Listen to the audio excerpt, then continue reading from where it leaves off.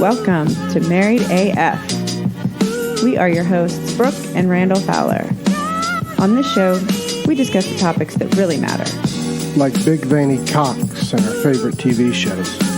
So pull up a chair at our kitchen table and hang out. While I bulldog my nuts.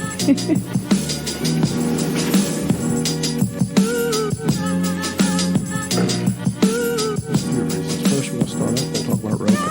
So you see these shades, championship shades, whatever. Roka. R-O-K-A. Uncle Randy shared an ad recently by them on Facebook. It was yesterday. By the powerful Tim Kennedy. Whatever. Just a normal, everyday superhero from Austin, Texas. Army Ranger sniper. UFC fighter. Fought for a belt. Got fucked. Champion. Great abdominals. Yeah. Winner. He wears Rokas. Guess who else wears them? Uncle Randy. Guess who else? Joe Rogan. Weird. You know, Three greatest dudes on earth. Did you get a sunglasses sponsorship promo code just so that you would have to wear them inside at night and every week? Make me want to Very possible. rip my own face off. Very possible. Plus, Okay. I'm just trying to get closer to Joe Rogan. We all know. I know. I support that. I just don't support the inside at night I thing. mean, listen, you know, me and most of y'all know him as Cameron Haynes. We're friends. His name's Cam, whatever. Me and Cam, you know, we chat it up all the time. We chop it up. We're good buddies. Rogan's just waiting there, playing hard to get. I get it. He's a famous man, $100 million recently. Guess what? Money don't mean shit, sons. Champions. Doesn't he have like flock to $100 million champions. somethings all the time? Yeah, he's That very guy's rich. fucking ridiculous rich. Very Just will not rich. stay still. But the better thing is just to know, guys, look at the group. You are what you surround yourselves with, sons. All right, write this down, goddamn. You guys have been slipping, all right? You want to be a champion? Surround yourself with champions. You want to keep being a douchebag? Hang out with your doucher buddies. Hey, whatever you want to do. Simple as that. Very simple as that, sons. You rise to the top. You become what you surround yourself with. Uncle Randy, Cameron Haynes, Tim Kennedy, Joe Rogan. That's what you get. You hang with me. Hang out with your loser buddies if you want. Fuck it. We're going to do a shot real quick, sons. Fuck it. I'm going to tie one on tonight. Shut up, Grass Allen. He said to keep him on. Wife's got the Rona like Uncle Randy had last week. You got tested and it was negative. So I therefore, by proxy, am declaring myself negative as well. As you should. As you should. Because it is exactly whatever the fuck you had last week. That's what I got. And to clarify, I must apologize to the GOAT. He's right. It is the GOAT, Joe Rogan, Tim Kennedy, Cam Haynes, Uncle Randy. That's the group you want to find your way into. That's the hierarchy. Those are the Roka wearers. Yeah. Compare those to your buddies. You tell me. What do you got? All right, cheers again. To Roka. Tim Kennedy.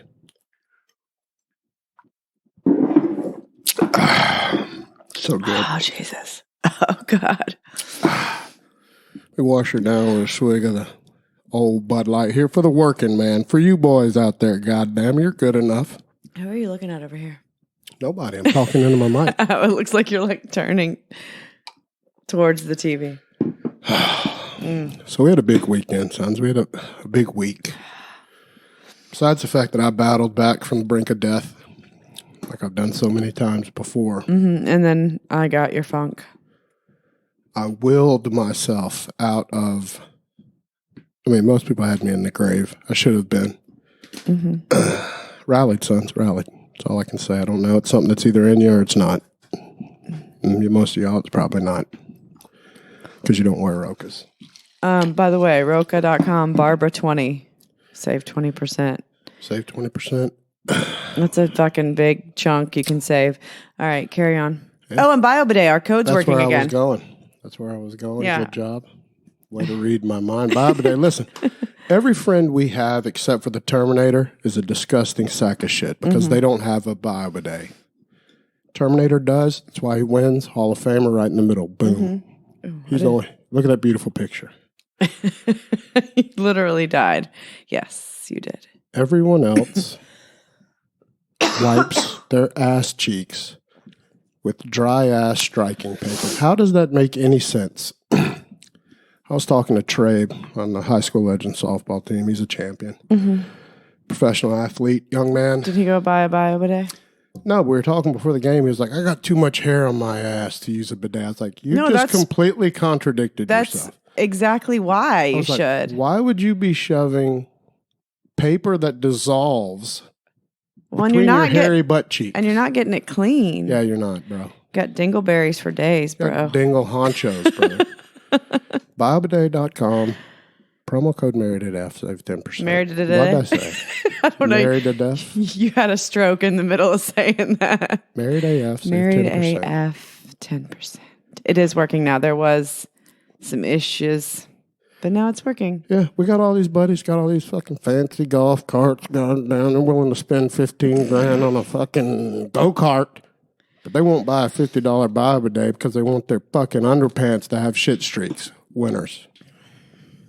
Yeah. God's sakes. Wow. More shots already. Yeah, this is for the champion. Dingle honchos. It's honcho in the house, absolutely.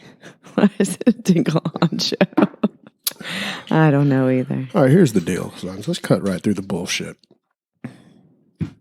Everybody knows about high school legends, the professional softball team Uncle Randy plays for. Had a late game last night, babe. We had a 9:30 game, started at about 9:50. Because none of those games start once the 6:30 game starts. If it starts on time, then all the other ones are always late. So once you get to the 9:30 game, you're rolling over like 20, 30 minutes. The field is closed by then. There's no spectators. The 9:30 game is the people. Nobody wants to fucking come watch a 9:30 game because it's way too fucking late. I remember when we played in co-ed softball and when we'd have 9:30 games, and this is way before Gunner, we'd be like, oh, God. Yep. It'd be midnight before getting home. So here's the deal. We're playing this team called the Screaming Dildos. Is that really their name?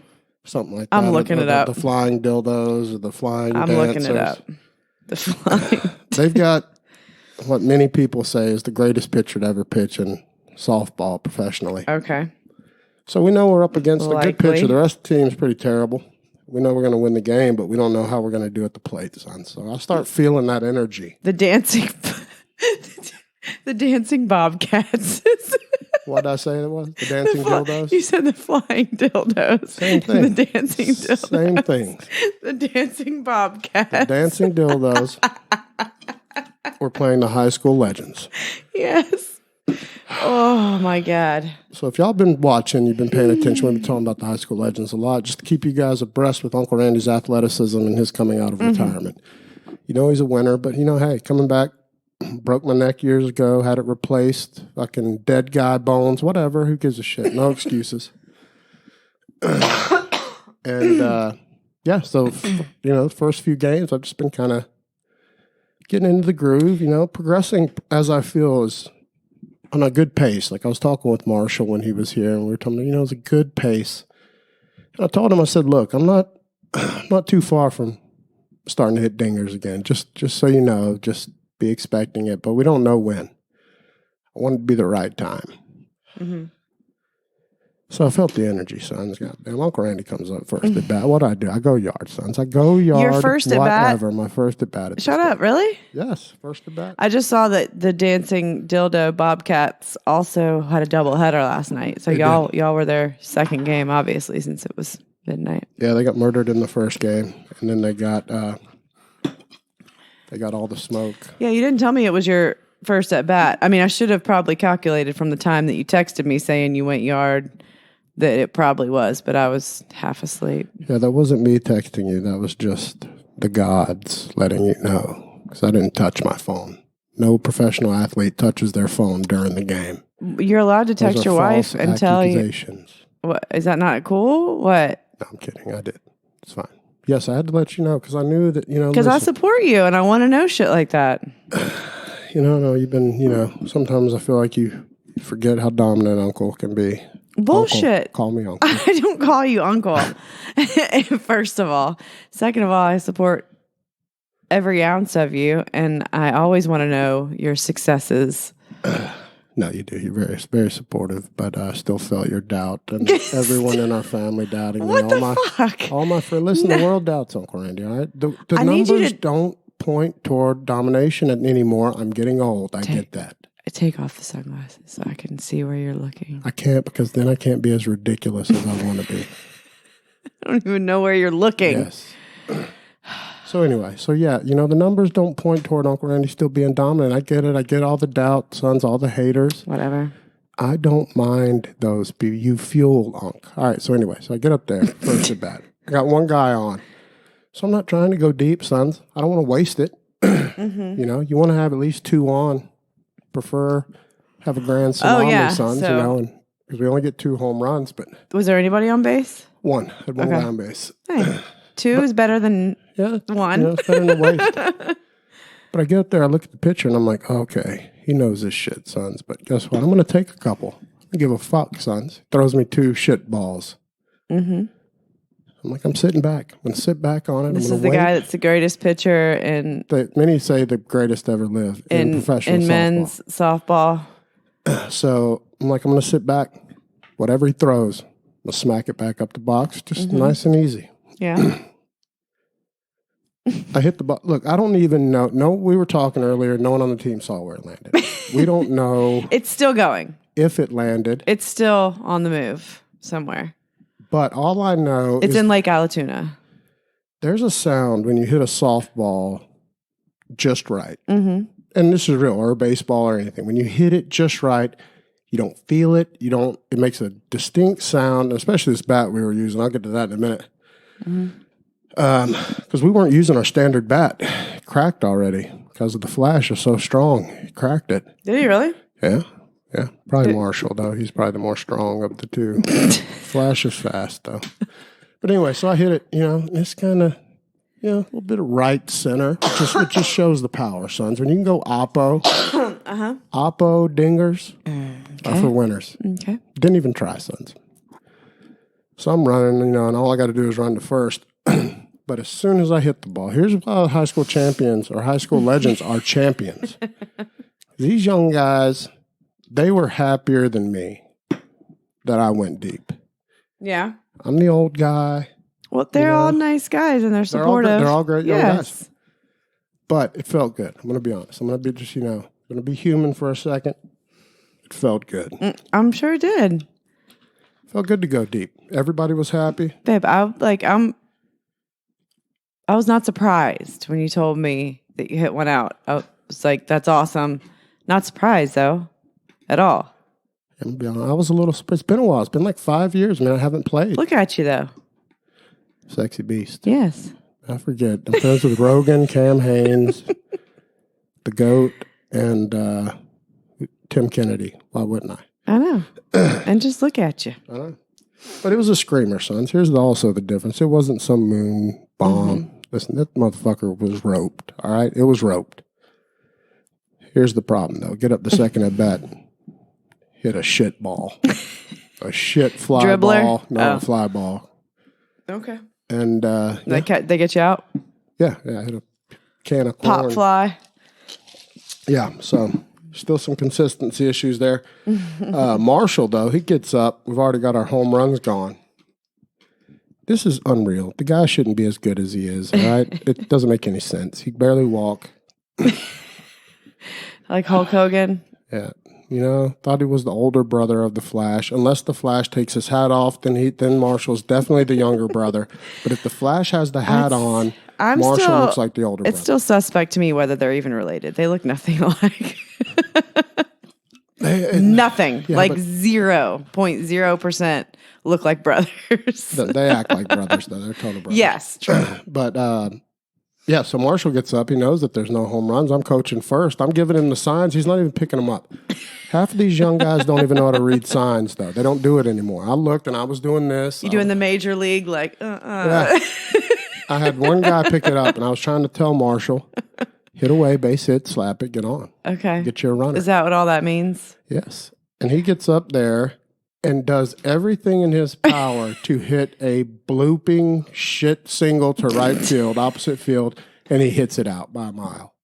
I thought you said it was Devin that hit the extra home Devin run. also hit an act. We had a bunch of bombs. Really? We were loaded with killers. So you got out for all those. I mean, absolutely. Most guys on the team have the capability of going deep.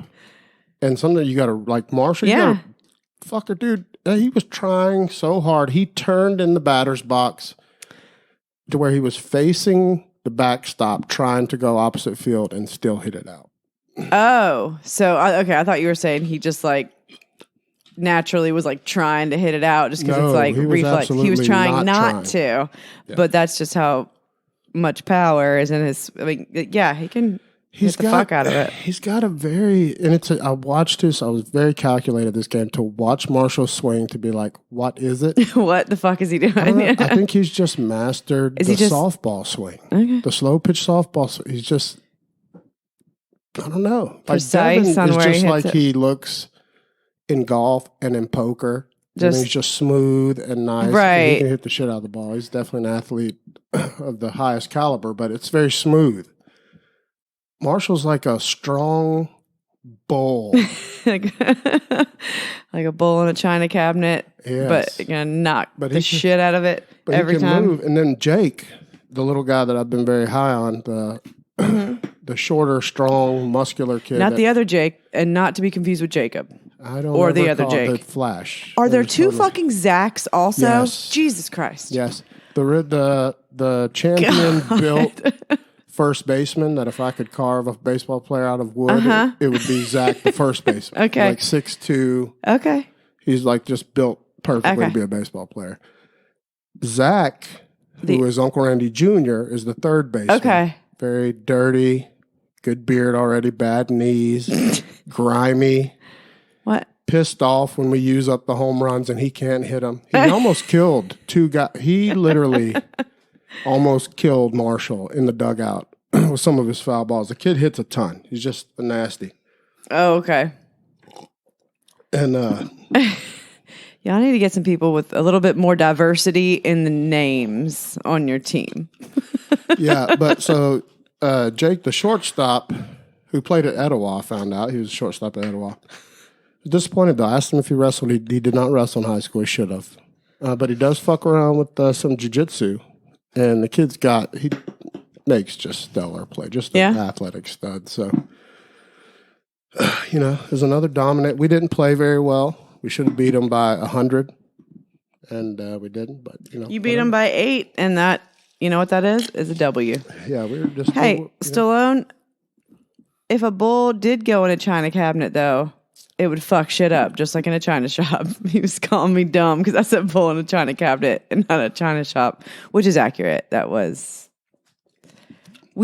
accurate. We don't claim to say all the things correctly on this show. I never say the things correctly. That is not what we're here for. We're not here for saying things correctly. I did mess around though and took too many shots before the game. And I was like, ooh, I took like 4 shots with different people to get them their one shot, to loosen up. Oh, because like you couldn't ever be like, take a shot by yourself. Yeah. You're like, I have to take one with you. And then more people would come up and you're like, well, I have to do more. Yes. So maybe that's the secret to your home run. Is it you were fueled by the nectar? The nectar helps. Mm-hmm. Did you also have the Pink Whitney though, too? Yes. Because that's way better. You've been sitting there sipping on the Pink Whitney. You haven't given me any. I'm just going to say. You're right. You gave me the nasty fucking fireball. Now I've got to do another one. But Trey, come to find out, because, Trey is the young guy with the AFib thing like your dad. Mm-hmm. And so he hits. He's not playing in the field right now. He's normally like a dominant pitcher. Yeah. So me and him sitting there and shoot the shit because Uncle Randy, I'm old, sons. I tell them, leave me off the field if possible. I appreciate it as well because you're less likely to come home injured. Yes. Cheers. Cheers. So Trey's not only a smart young man athlete, he's also a big fan of podcasts. He enjoys our show. He grew up kind of listening to talk radio. Trying to get him to do his show. But so here's what happens. We have a guy. He wants to have a show. He should have a show. He's very smart. But we had a guy there, bat slinger, which I've never really seen. I've heard of them. They're basically the drug dealers of men's professional softball. It's like vendor. It's kind of like we're the pill pushers that come to doctors' offices. But Sure. these people are slinging bats instead of... Yeah, I mean, bats are a big deal in professional sports. And so he wheels up with a bag, about 100 bats. And Marshall's talking to him at one point, and we had just cracked our bat that a lot of us were using. And so he was like, "Hey man, I got this Anarchy bat. I never heard of him, but the bat looked dope as shit. Put it in my hands, loved it, felt beautiful." He said we could hit with it and talk after the game, see if like we all want to pitch in and get a couple or whatever. So that's the one Uncle Randy hits the jack with. I mean, boom. Gone. So now automatically you want to go on. I love that bat. Absolutely. And so he lets us hit with the bat. He comes back at the end of the game, and me and Trey were talking, and he was actually the one that was like, "Dude, you should talk to them about, like a little sponsorship giddy, or give them some airtime and see if they'll give you a couple bats or a bat." Promo code. Like a genius, I was like, "God, yes." So I started talking to him about it, sent him an email today. He loved it. I just naturally thought you had that idea because you always are wanting to get everybody and Trey everything. Thought of this when I give it to him. He Props, didn't think of it. By the way, I did buy, this will be the last thing on the softball because we got some things to cover, but I bought a pine tar stick. What now? Pine tar for your hands. Put on your batting gloves, make them sticky. So is it like the receiver goo stuff? Stick them. Yeah. Similar, but I've always loved pine tar. It sounds like an old-timey thing. Guess who else loves pine tar? If you had a guess of the kids I've told you about, these young men. Your Uncle Randy Jr. Yes, Zach. Zach number one, I guess? Yeah, I don't know. I'm like Zach. Unc's got the pine tar. He punched me in the face, took the pine tar, and rubbed it all over his face, his genitals, his hands. He wanted to make sure the bat could stick to his genitals. Yeah. And I was like, well done. Then I did the same thing. And I grabbed a bat at one point. I was on deck. And you're like, The guy throws me the bat. I go to throw it to Marshall, and it catches and drops like 2 feet from me. Legitimately like that. Covered in pine tar.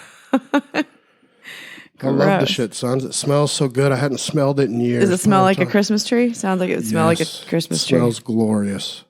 But most people stay away from the pine tar, not Uncle Randy. I feel like it would be really messy and annoying. Like I would be real annoyed with it probably. You wouldn't want to get it on your like bare skin. I mean, you could, but you probably wouldn't want it on your bare skin. But what happens to like, gloves.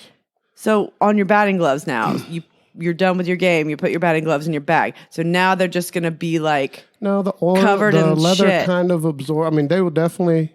It's like when Chevy Chase cut open the tree. Right. So Little sap in here, little sappy. Everything that those batting gloves touch now is going to be stuck to them. They stick together, yes. And as you build up more and more over time, it gets worse and worse. And then you have to buy new batting gloves. No, you just open them back up and continue. Okay. And build a little base. Okay. Let's not get Gunner into that habit of anything like that. That would be disastrous. All right, so. Thank you. We got to go into this now. Silvertown had a weekend, sons. Had a weekend. Yes. God, like every other weekend. Listen, we like to party here in Silvertown. Listen, some people like their cocaine here, whatever. Not gonna name them. They like the cocaine. They're good. There was no upstanding cocaine citizens. here this weekend. They like their little dankage, their little dankety doodah, little greenage, whatever. And they're alcohol, sons. So we're partying. We got a new guy move in the neighborhood that's a friend of one of our mutual friends. And I'm not going to say the person's real name because I've given everyone code names. So out of respect, we'll call him Michael Douglas. Michael Douglas is the new guy in the neighborhood. He looks like he could be related to Michael Douglas.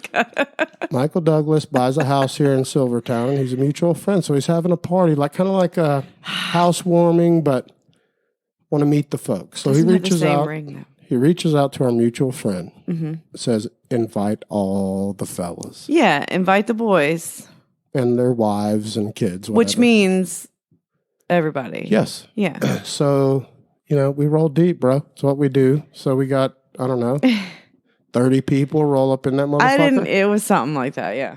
And we roll in there like champions. If you include the kids, for sure, 30 people. We bring pretty much every couple brings like a bottle of wine for them to kind of stock the bar. As like a housewarming, yeah. And we all bring our own coolers. Yeah, we always do that. Yeah. Listen, don't be the douchebag that doesn't bring beer. All right? You young guys that are listen to Uncle Randy. Write this down. Always bring some of your own beer. Yeah, don't always expect everybody Even though you're, supply. And it's okay if you drink theirs. It's not about drinking what's in your cooler. If you're smart, you'll bring your cooler, but then still drink their beer, but no one will say anything because you brought your cooler. Because you've got your own. It's like you're not showing up just expecting everybody to get you drunk. So if times are tough, you're broke, bring an empty cooler. Just bring the cooler. Bring a cooler with like empty bottles in it, empty beer bottles, and be like, oh, I must have drank them all already. Weird. Yeah. So we show up over there. First thing, walk in the door. Very nice new house. Smells great, except for the living room. Somebody's been blazing that shit up in there, sons. I'm talking about earthy as fuck in the living room. Earthy tones, very kind of dirt weed smelling, like some old high school dirt dank. Uh-huh. The shit that I grew up with, not this rich boy. Swag, you mean? Yes, that's what they call it. The swaggy tits. Yes. The so shake. I was like, smells weird. Very strong. Then we walked through that and everything. So everything smells brand new after the living room. So they'd obviously been blazing it up, and somebody had. Right. Everything else smelled like new house, new carpet. Yes. Like it smelled like a fucking new house. Like, and then, but clearly somebody in the living room had been at one point blazing that shit. Right. It's whatever. Find out who gives a shit. There was no shit out in front of kids or anything. No. Kids go straight out to the back. They're playing. They're not bothering anyone in the house at all. Being champions outside, breaking arms, running up and down a large, very dark hill. But it was a great yard for all the crazy ass kids to be running around on. Oh, Stallone on here said, I didn't bring any. Glad I didn't. All right, we're getting there. We're getting there. So all the usual suspects are there, sons. You guys know all these people. We had, Uncle Randy and Brooke were there. The GOAT was there. Fire Marshal Bill, Chet, Stallone, Anderson Cooper, Honcho. Mm-hmm. You said Kilmer. Grass, Allen, or Kilmer, whoever you want to call him. Got multiple names. He was there with a champion. Hey, he came through, not only Hall of Famer here. Uh-huh. He had Fireball, Pink Whitney, unopened, because I was out, and I had put out the bat signal, because we had a lot of shit that day. Who, Kilmer? Yeah. Yeah. I texted the group, and I was like, somebody has to have the Fireball and Pink Whitney. Unc doesn't have time to stop at the liquor store. We had a baseball game, then we had an Easter festival thing we were going to in Canton that I'd already told Gunnar we were going to go to, and then I didn't know about this party until like the day before, so we were like, cool, we can do that too, because it's just like a we came straight from the egg hunt. Yeah, we didn't actually do the egg hunt part, but it was like Easter festivities at a park. Unc sat in a line at a food truck for the whole time we were there. There was one vendor there serving food. The shit was so good, though. One food truck at this thing where Big Tony's barbecue. I have no idea. It was so good. On the barbecue burrito. Yeah, on the bank statement, it had like Brenda something. It was so like country and like good though. But they probably made fucking bank at that thing. So good. It was delicious. It was barbecue burritos. Yeah. It's delicious. So we show up over there. Dude, it's feeling good. I'm like, oh, this is going to be an evening, sons. This is going to be a good, excellent time. And we're not shitting up our house. Yes, for once. We pretty much host at either like here, Stallone's. Mm-hmm, which we're getting to that. Or, really, that's it. Fire Marshal Bill. The GOAT. The Fire Marshal Bill will host now. I can't say he hasn't. The GOAT will host.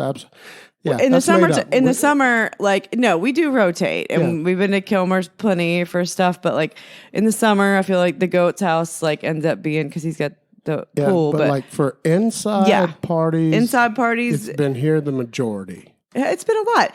Even somebody at one point that night said, "Are you glad that we're here and not at your house?" And I was like, "Yes, actually, yes." So, all right, so we go in, dude, having a good time.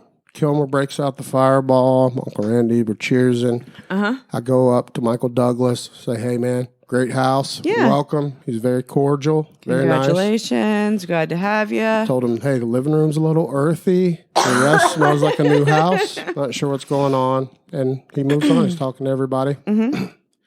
So immediately, Uncle Randy and Chet go into how can we sabotage and make this guy pay the price for being the new guy. So we start hatching plans of like, oh, shit, man, when this shit goes on, we're going to put like his bar outside and, leave it there to see when he wakes up in the morning, blah, blah, blah. None of that happens, sons. No. This shit takes a turn. I'm talking about it. How long were we there for? 45 minutes at the most. I was going to say an hour because at one point, Stacy even left and went back to her house to get the floodlight. And because the girls didn't have on clothes to be playing outside. Like they were in like flip flops and stuff. So they had to go home and get like jackets and things. So I feel like it was max an hour, but yeah, I mean, and poor Stacy went back, got lights because it was pitch fucking black where the kids were playing outside. So they were like, we can bring lights out here so we can at least see the children. and then as soon as she gets back. Let me tell you what the goat did though. We didn't have any lights. So the kids were out on the back. We couldn't tell what they were doing. No, we could hear them. They were up to some maniacal shit. So we were like, we need a light. Before anybody could say anything. Immediately, right? The goat looks at his wife and says, hey, go to the fucking house and get the floodlight or move out. You got 20 minutes. No. And I went in there, I said, you should strike him right in the face. So being the great wife that Stacy is, Mrs. Goat, she goes and gets the floodlight. She gets it there, not 5 minutes after it gets here, hell breaks loose, sons. I'm talking about some crazy shit. This is Silvertown, goddamn. I hope you're following. This is how we're talking is 100% exactly how it's going. We are just having a good time. People are chatting it up. Michael Douglas has got a couple of like younger kids that none of us know, so we're not really talking because we don't know who they are. They're his children. Yeah, they're his grown-up children. Or one of them might be his niece and one of his daughter. I still don't know for sure, but who cares? I don't know. So irrelevant. We don't know that.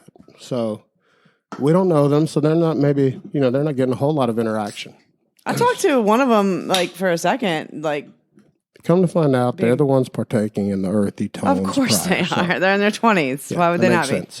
But anyway, so all I know is Fire Marshal Bill goes out on the back porch for a second. He walks by me like normal, just, giggly and ready to go. Turns back around. I'm like getting ready to take another shot. Like I've turned and I've got it right here, sons, right here. And he says something. I'm not looking at him. And Brooke gives me a Ric Flair chop to the chest. So I'm double confused and kind of angry. Like, what happened? And she said, we got to go. I was like, what in the why? You literally were like, what the fuck? What? And I was like, we have to go. Start packing up our shit. Let's go. So I see Silvertown forming a line to go. So it makes sense. There's a flow heading out. So immediately my head goes back to where Fire Marshal Bill had been because I'm like, what did he start? What did he do? You thought he's... And I look out there. Michael Douglas is talking, and I see Mrs. Anderson Cooper from behind. Because she's standing like in the doorway, in front of where we are inside, and he's outside on the patio. Yeah. Michael Douglas. Here's Unc. Here's Miss Anderson Cooper. Here's Michael Douglas. They're both on an outside porch. I'm standing in the kitchen looking out the sliding glass door. Yes. All I see is Mrs. Anderson Cooper's neck doing this. The bitch, no, you didn't neck. And the only thing that would have made it better is if she was doing this. If she was between every word. Yes. No, you didn't. Yes. Between every syllable, there need to be a clap. So I knew, hey, whoever's on the other end of Miss Anderson Cooper, it's not good. They're getting an earful. Yeah. And then I see Michael Douglas, and he looks pretty pissed. Yeah. So this is all happening in like a 3-second period of digesting the surroundings. Yeah, and so I'm like, why is Michael Douglas and Miss Anderson like Cooper legitimately look like they're yelling at each other. Yeah, why are those like those are the most two not people right that make any sense? Because what was weird? Because like being loud is one. Because like we're all loud people. We're all very loud. But it took a second to kind of understand that it was like, no, this is like loud, like at each other with a purpose. Yes. This isn't good. This isn't just like environmentally This isn't loud. just like, oh, I'm loud because Ambient we're in. loudness. Yes. Also, right when you're noticing that, I see our child standing kind of right behind Michael Douglas with a look on his face like, what? Because he was trying to come to me, but then he was scared because he saw two adults yelling at each other. Yeah. Here's the funniest part. As soon as that started, Anderson Cooper was gone. Yeah. Took the kids and he was gone. already outside, and there was a big hill right by the backyard. So their children were outside. All the kids were outside. He was outside. His kids were like rolling down the hill. So when he saw his missus getting into a verbal altercation with Michael Douglas, he said, He kids, knows better. He skedaddled down the hill and was like, I'm already out here. Scoop the kids, get in the car. By the time I knew what was going on, I heard Anderson Cooper honking his golf cart horn from up the road. Oh, were they in their golf cart? Yeah. I mean, like they were. Oh, they were. Yeah. He scooped the kids, got in the golf cart because he knew that the missus was going to be coming out the door any minute, and was like, this is obviously resulting in all of us rolling out of this party. So he went and got in the golf cart. I looked at Gunnar in the eye. I kind of walked halfway out the door in between them and was like, baby, come here. Grabbed him. Yeah. And he was like, what's happening? I was like, we're leaving. So I want to tell this in the proper scooching him. sequence. So we do all that. Everyone's leaving. We're kind of the ass end of the caboose because I'm shocked at first. I'm like, is this even real? You're not even believing what's happening. You're like, what is being set up? You're How like, am I being set up? We just this got is here. A ruse. Someone about to pull my pants down. Mm-hmm. What's going on? There's some bullshit here. But I could see, I couldn't see Anderson Cooper's wife's face. I could only see the back of her head.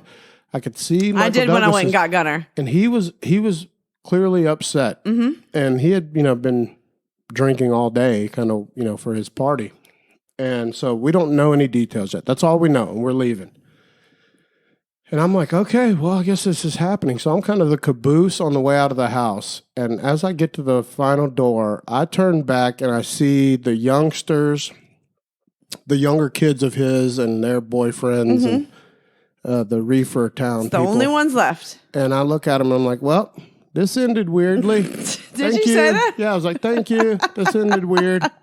Have a good night. And we all leave. And as we're walking out, we're like, where's Silvertown going? Now, this is Silvertown. This is the core group of We were friends. kind of all talking about it as we were walking towards the door because I was like, is this happening? We're leaving? Where are we going? Whose house? And What's I heard happening? a couple people saying Fire Marshal Bill's. And then I heard Yes. everybody say, nope, Stallone's. Stallone's, yeah. And so we rolled to Stallone's. We're out in the driveway. And this is where we're finally all together and I'm able to get some intel. So I'm still like, what the fuck? Randall was still No, so confused. Let me do it in sequential order. So we get out, we get in our car, and we're leaving. And I see Fire Marshal Bill and his wife getting in their golf cart. But then he jumps out and is headed back into the house. No, she wasn't out there yet. I don't know. I just see Fire Marshal Yeah. Bill going back to the house. So what do I say to you? I say, I'm getting out. I gotta go told in. you. I said, Dustin looks like he's going back in. Yeah. And I said, I'm getting out. And you were getting out of the car. Let me get out because I think my buddy's going back in there to face Which some thankfully heat. my car was backed into that spot because it's like his house, Michael Douglas's house was next to a model home. So conveniently had a parking lot next to his house. Sure did. My car was backed into the spot that we were in. So we were looking right at his house. And so right as we got in, and Gunnar was so confused. He's like, what the fuck's happening? Are we going home? I was like, we're going to Stallone's. It's fine. And we're getting in, and I'm like, there's Fire Marshal Bill, like, walking back towards the front door. And you noticed it, like, at the same time, and you started getting back out of the car to go, like, because you didn't know if he was going back in there and going to catch some smoke. Yeah, so I mean, you were I didn't know if he's going in there to talk to a very violent-looking friend that right, was very which upset. even though they're good friends, but your immediate reaction was like, I'm going to go support my boy. Yeah, I'm not going to let him be by himself. No. Like, and everybody else had already started heading out. It wasn't like other people wouldn't do the same, but they were already headed to Stallone's. So we were kind of the caboose again. So it's not like anything special about me. I was just like, well, shit, I got to at least go in and be backup in case one of those stoned boyfriends try to jump in or some shit. Just to be backup. Yeah. So, but I get out and then I'm starting to get out of the car and he comes. So we see him. We're like, okay, good. Everything's fine. Yeah. And then all of a sudden we see him like in the golf cart with his wife and stuff, like leaving. So we know it's good. But it was mass exodus. So we get to Stallone's and I'm like, what the fuck happened? And I'm talking to like Anderson Cooper. Here's the deal, son. Anderson, just like Anderson on CNN, unflappable. He's just always right here. Just never he's at like a 5. Like a 2. All the time. Barely awake. And I'm like, Anderson. True. I'm like, Anderson, what was that? And he's like, that was almost a disaster. Right. He's like, and I'm like, what do you mean you don't sound? He's like, that was one of the worst possible experiences that could have happened. You don't even know how bad that could have been. All right, so what's going on? And I'm like, okay, so what? I'm like, what was it all about? And then Fire Marshal Bill jumps in. This is verbatim. If Fire Marshal Bill ever jumps into your conversation, this is what he'll say. Here's the deal. Here's the deal, sons. So it's always going to be here's the deal. Every time he starts You're a sentence. So right. He's You're like, so right. He's like, hey, Silvertown, here's the deal. So come to find out, this is all that happened. It was either Candace or Ashley were talking to one of the daughter/nieces, whoever the younger girls were, of Michael Douglas. So right. Keeping this one of them was his daughter, but I think one was maybe his niece. And so they may have even just overheard her saying, who's Michael Douglas? And that's not unfair to say because we were there to meet a new guy in the neighborhood. Right. So it's not unfathomable for the wife of the buddy of the guy that invited people over to wonder who is the guy that's new in the neighborhood. It's a fair question. And this is because these are children that are in their 20s and they don't have like grown-up adult relationship situations that they know about. Like, and so, I guess they think if you're coming to a party, you know everybody, which is also fucking stupid. They're stoned and they're trying to be all cool. But when I was in my 20s, I went to people's parties all the time that I didn't know who the fuck owned the house. So they hear somebody say, who is Michael Douglas? Oh, all of a sudden it's on, right? You got these young piss and vinegar folks. They're like, oh, that's such bullshit. How do you not know whose party you're at? And you're like, their response literally was like, he's who owns this house, like with such like disgust and like, and we're all like, dude, we all live 3 houses down, bro. We can leave this shitty party in no time. Do the same shit at Stallone. So don't give us youngster. Settle down, all right? Settle down. Simmer. Yeah. But here's the deal. Wrong person involved in that is pretty much any guy's wife in Silvertown. Any of them. Pretty much anybody that was there. If you brought that smoke to any of the women in this group, that's bad on your Stacy and Madison are probably like the least likely, but still there's something that they would have brought it to us and then we would have gotten fired up. They're the two, though, that I would be most worried about long-term repercussions. Like they would plan your death. Where most other people will pop off for a minute. Right in your face. Yeah, Madison or Stacy would be like, okay, slow I got burn. You. Mental note. Slow burn. Your house will catch fire next week. Or like, your brake lines will not work. Your car will not stop. Good day to you. So that's what it was. So I guess one of the youngsters goes to Michael Douglas and says, there's people in here that don't even know who the fuck you are. And basically it was like, so rude. They basically presented it to him that they need to leave. That they're all disrespectful and were rude to me and blah blah blah. Like that's how they came at. And just imagine you're the father of a daughter and you don't see her all the time, and she comes to you saying that like hot off the press, these people are being disrespectful to me and blah blah blah blah blah. He's drunk as shit.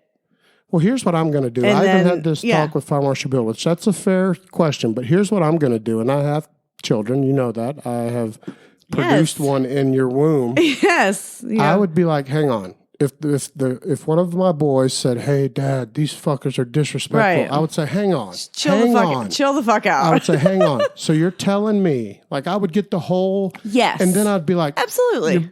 That's ridiculous. Yes, Relax. correct. I wouldn't just say they're fucked then. No, I'm saying like, absolutely. I don't agree with the reaction. Yeah. I'm just saying that's how it happened. Yeah. That's what it was. He just popped off and believed them immediately and exuded their energy onto everybody else and was like, bah, y'all, and didn't take a beat to fucking assess the situation and be like, I think you might need to chill out because I really don't know everybody here. Yeah, and I don't know if it And was maybe if it was Miss Anderson Cooper or if it was Ashley or both. But what Miss Anderson Cooper did was be the one that'd be like, bitch, I'll take the smoke.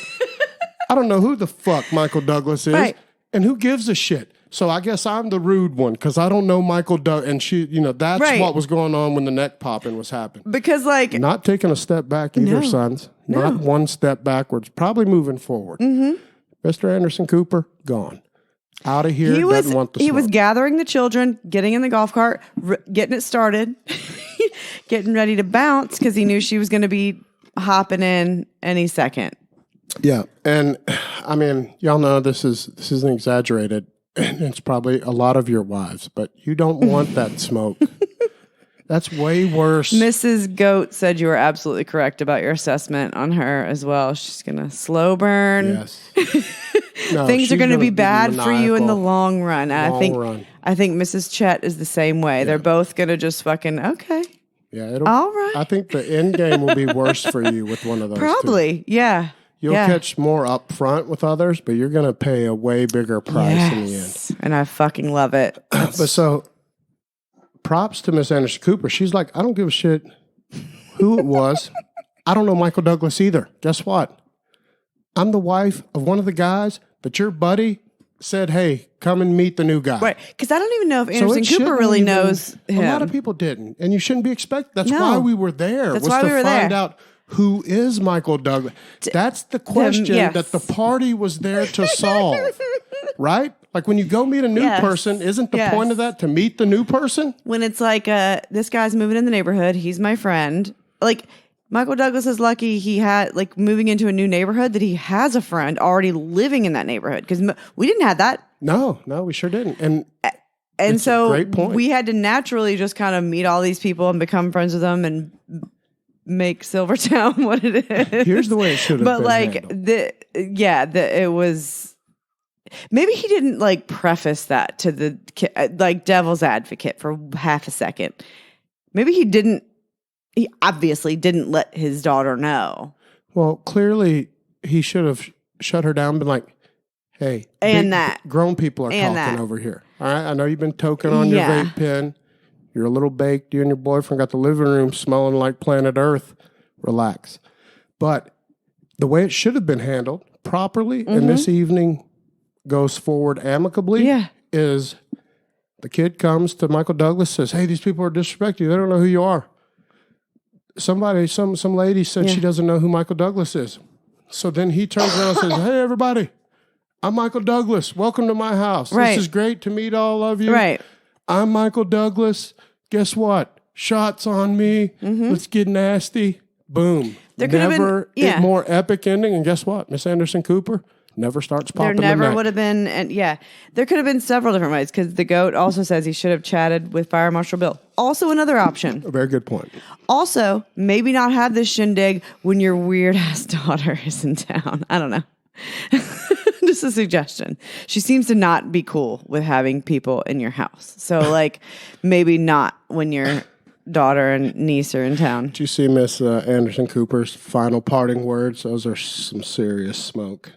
Oh, I heard her say that. I did not hear I that. absolutely If she heard her if say she that. really said that, I absolutely I'm gonna heard her consider say, her welcome for to the Hall of Fame." neighborhood. You've screwed yourself. See you this summer at the pool. I heard her say that, and I was like, Okay, well, folks, that's going to be a nomination for the Hall of Fame. We're going to just start mulling it over. We'll all think about it. I'm just putting a nomination out. We got a whole week to think about it. That's look, very Hall of Fame worthy. the entire evening that night, I said there has to be a Hall of Fame. Oh, we've talked. There's something from that night. is from Hall that of night Fame. has to come out. We talked about the dog, the stray dog that runs our Rex, neighborhood. Rex. We all get the Stallones. Like, here's the deal. We're over at Michael Douglas's. We see Rex leaving. We leave and go to Stallone's. Rex heads back toward the smoke. And he's like a lab mix. Or It looks so. like he looks like a pit bull mix, actually. Yeah. No, when we were at the party at Michael Douglas's, and we were on his back patio, we could see another street in our neighborhood. And I see this dog just running down the street. And our old neighborhood, sure, dogs running around all the time. It was kind of hood. This neighborhood, I don't really expect to see a fucking big ass, which is why everyone loves Rex. Stray dog just running the streets, and I was concerned. I was like, oh, "There's a dog running in the road. Somebody's pet is out." And then no shit and Chet was like, "Nah, hold up, that's right. Rex. He's a legend." Because Chet lives on that side of the neighborhood. Because apparently he just roams that quadrant of the neighborhood. We don't ever see him over here. But he was like, "That's Rex. He's chill. He lives in the woods, something," and just comes and like trots around our neighborhood and then goes back to wherever he lives. And I was like, okay, but I feel bad. I don't like a dog living in the wilderness. Whatever. They were like, he's chill. Then once we evacuate Michael Douglas's party, mass exodus, we go to Stallone's. We're all in the driveway causing a ruckus. Here comes Rex up the street again, headed back towards where we just were. And I was like, oh, there he is. He's a fucking legend. He's going toward the smoke. Yes. So we were like, ooh, maybe he needs to be the fucking Hall of Famer for the night. Yeah. But I mean, it was such an epic like moment. Just because it was such an immediate like camaraderie, and like that's what it did. It really gelled. Boom, we're out. we've been talking about Silvertown for a long time. Like, I don't like the word because a lot of people say like, I think we were the first ones to say the word Silvertown from Joe Dirt to describe the neighborhood. But it's caught on, and the Silvertown is a group effort. I'm giving all my buddies, their wives, all of our buddies are responsible for Silvertown. It's no one person. And it's better than Joe Dirt's Silvertown, the group. But we hadn't had like our defining moment, right? Like as a group. We've had good get-togethers and we got Hall of Famers and all that. But this like great. Solidified the like bond of everybody. Like that we're like, no, this is like our squad. Bill apparently walks out with a serious look on his face. I didn't see it. You saw it. And says, let's go. And everyone knew. Because as much of a jokester as Fire Marshal Bill, I would have probably been like, he's just bullshitting. But everybody else knew. Well, that was, so like, somebody else, I don't even know if it was Fire Marshal Bill that said it. Like, my back was to the door originally, too.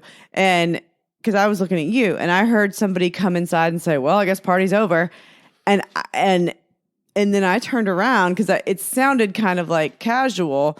But then I looked Fire Marshal Bill right in the face, and he was walking inside, and he said, party's over, let's go. And I could tell by the look on his face, his demeanor, he was looking for his kid. Like it was, and that's when I turned around and struck you. It was like, whoosh, get our shit, let's go. Yep. Like I immediately was like, we're bouncing. And it was like a unified, like it was all in like unison. Our entire crew just went whoosh, and out the door. It was either out the front door or out the yard, like wherever they were. Wherever anybody was, except for Miss Anderson Cooper, who was still giving the smoke out the back door. I grabbed our child in between that, went out the front door with you. But it was from the second they started yelling at each other and Fire Marshal Bill said, it's time to go. It was probably 10 seconds. And that party went from 30 people to 4. 4 people. And it was like whoosh, out the fucking door. And when I left and said, well, this ended weirdly. You could hear like a pin drop inside. And I was wondering, I'm like, I wonder what they're going to talk about when we shut this door. Well, and it was only the kids that were really talking. Because like as we were walking out the door, because Gunner's like, what's happening? Why are we leaving? What's happening? And I was like, we're still going to be with everybody that you care about. We're still all hanging out. It's fine. We're just changing locations. Like we're just going to go to Stallone. Like that's it. What a testament to the Stallones or whoever was willing to host that. That they get a big fucking. It would have been anybody, but props to them for on that night being the ones that like jumping on the grenade. House, because we went and threw a high school party in his driveway. We threw a high school kegger in his fucking driveway. That was. We should have had the cops called on us, and they didn't, which is a testament to Silvertown. I think most people, they'll look out their door and they're like, oh, God, it's Silvertown. Okay, we can't call the cops. They'll slaughter us on social media. We were not being quiet. It was a Saturday night, but still, like, we were in his driveway. The adults were. We sent the kids inside, and they played, like, in the basement and everywhere else. But, like, half of us were in the driveway. Half of us were inside. I went inside at some point and was eating buffalo chicken dip with Mrs. Anderson It was Cooper. delicious. I got a bite of that once. I can't. Fucking good. But imagine, here's the biggest, what upset me the most about it is, and not upset me, but I understand it, is Fire Marshal Bill is the mutual friend. He's the link. All right. So Fire Marshal Bill has a buddy that moves in the neighborhood who says, hey, I'm finally here. Yes. This is awesome. Invite the fellas, man. Let's have a get together. So Fire Marshal Bill, who is his good buddy, says, you know what? I will. So when he says, hey, guys, everyone's invited. Let's go have a good time. Everyone says, okay. You know, Fire Marshal Bill is kind of like our moral center. Mm-hmm. You know, very good guy, very responsible guy, family man, great guy, funny as shit. So everyone will buy into whatever he's selling. Yes. He also is a rascal, but we buy into what he's selling. So we all go, and then this happens. Imagine how he feels. Like he's totally torn and fucked. Like you're both pissed at your friend, and you're like, hey, he's still my friend. And listen, everybody makes mistakes. Everybody. I've made a million. Absolutely. Everyone makes mistakes. However, you fucked with the wrong ones. You should have just just been like, hey, no wives. Because if you piss off a wife. Okay, and you say no wives, and nobody's coming. Yeah, I mean, I'm just saying it's so bad for you if you piss off. And it would have not been as much. The wrong people to piss off are the wives. You can piss off dudes. We'll be over it in a minute. We'll give you a little shit. We'll thump you in the nuts. Yeah, but you say no wives, no kids. You know what happens? For sure. It's terrible. And probably no one will ever be able to go again. It's awful. And everybody's going to be like, oh, I got to go home because I can't. Everybody has to be involved. Just go with me on this. I'm trying to give the women props by saying. That we make it fun. No, that when you bring them, you have a risk. We bring the smoke. When you bring the women, you can either be a winner, you impress the wives, you're a winner, and you're in that bracket forever. If you piss off the wives, no one's ever going to, women don't forget, they don't forgive, they maybe say they forgive, they don't, they remember. Well, it's such the wrong thing. You'd be better off of like slapping Chet with your wiener, taking a couple of right hands, and then we all shake hands and forget about it in a week. It's just a bad situation. And Fire Marshal Bill, feel for the guy. But he handled it like a champ. He said, we're out of here. And we went, we partied. We had so much fun over. I actually had a great time over at Stallone champions. Pour yourself one. We'll do one for the Stallones. Where's my shot glass? All right, one more for the Stallones because they were fucking stellar hosts on a fucking whim. Impromptu Saturday night party hosts. Hey, I was waiting. Appreciate it. I was waiting. That's when we were at their house later. That's when I think it was Mrs. Anderson Cooper that was like, "Are you glad that we're not at your house for once?" I was like, "Yes." I was just waiting on Mrs. Stallone to bust out the worm. She was so close. We almost had her doing it at our house the other night again. She was even bringing it up on Friday night when like I was in my PJs. She was so close, and I didn't think anybody was coming over. If I would have pressed it, I think we could have got another worm. Cheers. Ooh. Hi. That's the good stuff. Kilmer says, keep that elbow up. Oh, by the way, just so you know, sons, Kilmer drinks his beer like a fucking proper gentleman. Like he's batting a fucking baseball. All times. All times, sons. Technique is flawless. Elbow up. Beer to the sky until it's in your mouth. Hey, Powerful Chet's heading home after a long day away. That poor man pours concrete all day like a fucking blue-collar champion. Hey, Chet, then you should listen to the one that I just posted on Monday. It was really good. I'm not feeling great, and I was half dead on Monday, and I listened to that whole episode. Oh, that was the one. And so... Because, they're like, I'm like a month behind on the audio version, so, yeah. Hey, roll tide, Kevin. Roll tide. And shout out to Kevin, a buddy of mine, old school from Butler High School. Powerful beard, sir, that you got going on as well. You have to look at it. It's solid. Nice and white. Like yours? Like a true champion. Yep. Championship beard. Now, how, on a scale of 1 to 10 to the viewers, how good is this beard? Look at this beard. Babe, on a scale of 1 to 10, it's a 1 million. It even smells delicious. Sons. Just showered, sons. Because you shampoo it with my good stuff. I do. What I do is I shampoo it first, head and shoulders, sons. Don't want any flakes in the beard. Fuck that. I follow up with that. Some of Brooke's $1,000 of Veda shit. Just a drop. Just a drop. You know, because you don't need that much, but yeah, you use my Aveda conditioner that literally is like $105 for a bottle. Yeah, insane. Hurts me every time she buys some. It's so good though. It's a liter bottle, but like it, yeah. But yeah, so we ended up having the best Saturday night ever. Yes, but only because of our group of friends. Listen, I wish. Like squad. I really do wish for my friends that everyone could have a group in their neighborhood.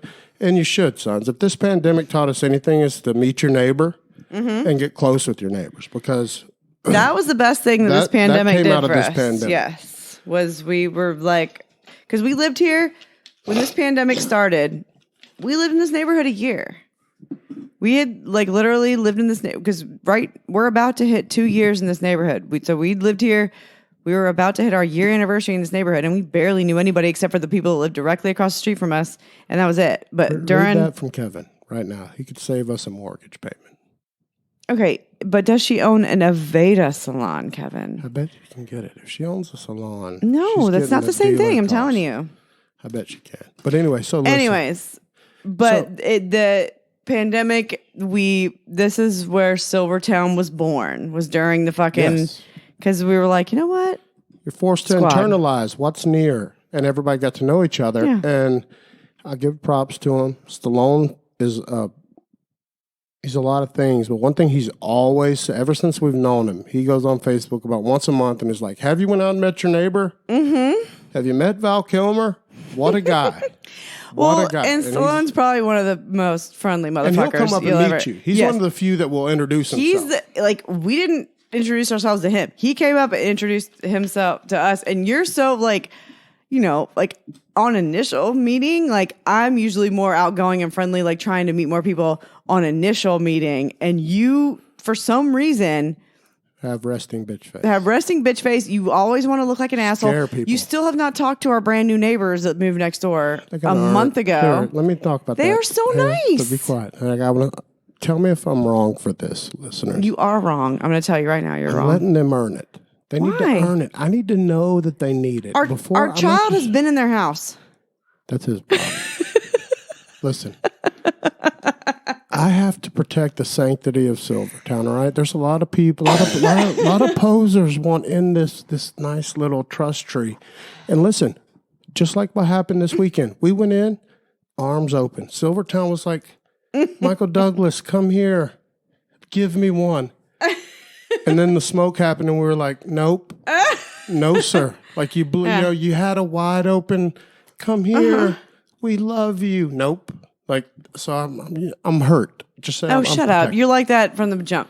Deanna down the street said for like months when they would see you outside, they'd be like, ugh, that guy looks like an asshole. And then she met me and Gunnar and was like, they seem okay, but God, that guy lived. Ugh. Oh, even Stallone. Every time he tells a story of meeting us, he was like, I thought Uncle Randy was a doucher. Yes, everybody says that. That's what Deanna's like. I thought he was a douche. Is there ever been anyone that was like, that looks like a nice guy? No. That's so nobody. Fucked up. But what's funny is every single person, babe, tell me I'm wrong. Every single person that once they get to know us, they're like, oh, you're so nice. It's like so the opposite. Because then once we get to know you, we know, I mean, I'm nice, but they're terrified of you. But yes. Brooke's the one that will definitely cut you. Yes. If you fucking step out of line. And Randall's the big fucking teddy bear. Absolutely. People learn that pretty quickly. Once they get to know us, that doesn't take long. It doesn't. But if I love you, I love you. And I will fucking cut some. Terrified of you. He is And I love Fire Marshal Bill. And y'all, everybody needs to quit fucking trying to tell him that I'm mad. He's terrified. I love Fire Marshal Bill. And I love all my Silvertown people. But I will fucking cut you if you cross me. Don't get it twisted. And then so will, I think, most of and Anderson Cooper's wife will cut you too. Yeah, so. and that's why I love them. I don't want to give her a bad rap. She's always been super sweet to us. So I've never seen that side. I could tell it was there, if you deserved it or, if she felt like giving it out. But I've never gotten like, she's super nice. She's been over here hanging out, dancing, shooting the shit. Nothing but nice. So. And look, Kilmer says he even, because y'all have the same fucking Chubby's bathing suit. He said, we had the same bathing suit, tried to talk to you, shot us down because you're a dick. No, on first impressions, I'm telling you right now, Randal, dick. Yeah, I don't win. He's not fun writing first impressions. He's terrible. I'm a better first impression, but then once you get to know me, you're like, ugh. Hey, let me tell you. Then he's better in the long run. Let me tell you who hit it off pretty quick, and y'all can make all the jokes you want, and it probably wouldn't even make sense to people. Uncle Randy, the goat's wife, Stacy, we're friends pretty quick. I understand Mrs. Goat. She is very no, but she's like she's got the goat, right? Who is like very much you and the goat are very similar. Very outgoing you could drop loud. Yeah, you could drop from a chopper. The goat and Brooke at any party. It could be the most hood party. And we'd be like, what? Or it could be a country western hoedown, or it could be a crystal meth party, or it could be a fine dining experience. And the goat, a rave, and we're like, what's up, people? The goat and Brooke would be just fine. Just fine.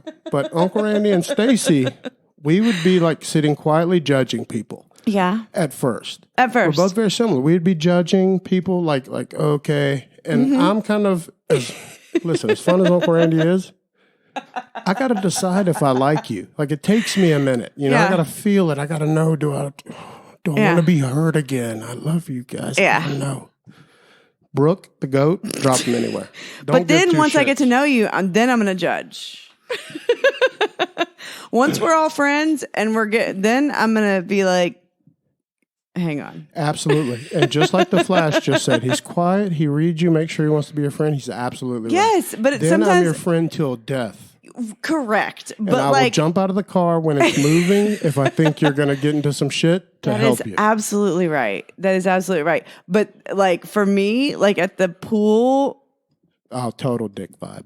God, it makes like to me in my head, I'm like, these people think this guy beats me when we go home. Well, it's weird for you because you see it at home. Like I come from a line of men that don't talk a whole lot. Like Papa Joe, like I can be okay in silence. Yeah, and sit there and not say a word, and you're like, "What's wrong?" And I'm like, "I'm having the best time watching TV. I know I haven't said a word in 5 hours. Best day ever." Yeah. Where you're like, "No, you're mad at me. You hate me because you haven't said a word." Yes. I'm like, "I'm good." Even after over a decade, yes, correct. But still, like it's funny. Like it's just been a challenge even after like a decade meeting new people with you, and it never ceases to amaze me how I'm like, I try to be like the most friendliest of like, hey, let's make new friends. And then you're over there with like your catfish face and like, oh, I know. You've never met a stranger. I've introduced you to friends I've got buddies that live in the gutter all the way to the penthouse. Uncle Randy knows people from all over love them all the same. Brooke could go to any one of their houses and take a nap and be fine with like, it. Where not me. Like, as weird as this is, I know it's a contradiction, right? Because Uncle Randy is such a character. God damn, he's so damn lovable. I get it, but it's not really that way. Like I'm not comfortable in a lot of situations, so I'm kind of weird. To crack. Like, yes, and I'm not saying that's good. I've got picadillos that are out of this world. Neither one is like ideal. No, you and the goat give no shit. Now, you two are probably most likely to get murdered because y'all would go into any party. Right. I'll be like, you say you have puppies, you say? Do you say? And then the goat's like, puppies? Fuck the puppies. Give me some shots. You've got a keg of Pink Whitney. But I'm easily persuaded to be your friend. But yeah, I'm also the most likely to shank you. Let me tell you what. So it's fine. Let me tell you where I really knew, though, that me and the goat's wife were going to be buddies for a long time. Yes. Was the goat was like, hey, Unc, who all should we invite over? And just started like naming a million people. And I saw the goat's wife like, oh. And you were like, no. Because the goat would invite everyone in North Georgia. He would just run a billboard. He's like, dude, I want everyone here. Every and square be like, inch. Put his address on a billboard on 575. Now, and that results in epic parties like his and her great Christmas party. Yes. So it does have a championship caliber to it. Mm-hmm. But also, but I guarantee you, no. Mrs. Goat will talk to 5 of those people. Well, yeah. Heartedly. She will greet everyone, but I bet 5 people of that 500 she'll actually shoot the shit with. So I get it. And that's where I'm not, no, I don't want all that either. No, you'll chop it up with anybody. I will, but I don't want all those, I don't want to put a billboard on the interstate to have people at my house. No, the goat knows no boundaries. He definitely is like, everybody's welcome. I'm like, dude, goat, bigger the better. At my house, no. At somebody else's house, okay. And I'll be fine. And I'll be like, what you got there? Weed? Cool. Give me some. Yeah, is that some of Michael Douglas's what you got? daughter's What is weed? that? What are you doing? It seems fun. That's some stank ass weed. Can I have some? But yeah, so there's your Silvertown update. Now I've also got to do this. How far are we? Because I've still got to do this. It's mandatory. What time? Much are we? How far are we? We're over. We're an hour and 12. Kilmer says that his wife has been to court for a Christmas Day brawl. I believe that without any doubt. He said, y'all say you're going to shank someone, but have you been to court for a Christmas Day brawl? Here's the deal. Respect. I have pulled Brooke out of a stripper's hair. So, yes, we have. And I get it. He is not lying. Mrs. Val Kilmer. Mm-hmm. She's also on like my top 5 favorite people. I love shooting the shit with her. She's one of the funnest people. She will. But she don't like many folk. And I respect that. Oh, no. Her circle is close, goddamn. And she was not at our party. Because she don't give a she fuck, wasn't she wasn't at the Saturday night shenanigans because she was like, I want to take a bath and watch Dateline. And I fucking respect that. And I love her for it. I fucking love her for it. We were at Stallone's. I could see their house. And I was like, Kilmer, go get her. He's like, she's asleep. No, and I did, though, tell Kilmer vividly, I remember this, saying, I can't wait for you to tell me about you telling her about this night. And to know how she responded. Then the next day, we went over and I chopped it up with her, and she was telling me, and it was glorious. Oh, she enjoyed hearing the story, but she was like, I don't give a fuck. I was like, I wanted you to come out so bad. She was like, nope, I was sleeping. I was in bed, took a shower, watched Dateline, good to go. I'm like, I get it. That sounds amazing. She's a genius because she bargains. She uses her children as bargaining chips, like a winner would. Her children were out with us. I know. So she's like, you take the kids, get the fuck out, and I'm not responsible for anyone the rest of the night. So Kilmer knows I can do whatever I want. Yeah. But I got to make sure the kids are bathed and but put to bed. But then, when we were over at Stallone's, and it appeared that it was time for his kids to go home, he was just like, hang on. He took the kids home, got them in bed, and then he came back. I was going to say, I bet he had to put them to bed. He did. And he did not bother Mrs. Kilmer. Of course he didn't. Because he went knows home, the rules. He's he a went smart home, man. he got them bathed, put them in bed, and then he came right back. Yes, but he followed the rules. There's ground rules. Mrs. Kilmer has posted it many times.